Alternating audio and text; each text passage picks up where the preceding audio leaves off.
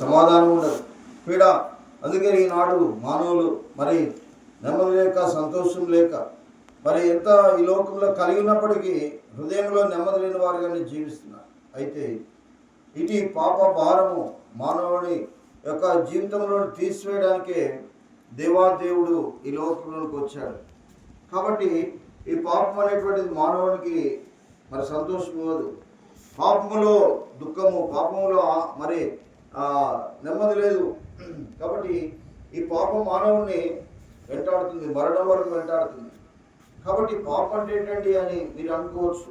ఆజ్ఞ అతిక్రమమే పాపము, దేవుని మాట అతిక్రమించడమే పాపము, దేవుని మాట వినకపోవడమే పాపము. కాబట్టి ఆజ్ఞ అతిక్రమమే పాపము, పాపం వల్ల వచ్చే జీతము కూడా మరణమని దేవుని వాక్యం తెలియజేస్తూ ఉంది, పీడ. కాబట్టి పాపము మానవుని వెళ్తూ ఉంది. పాపం మానవుల్లో మరి భారమును కలగజేసి నెమ్మది లేకుండా మరి ఆ పాప భారాన్ని బట్టి మానవుడు మరి మరణమునకు లోనైన వాడుగా ఉంటున్నాడు.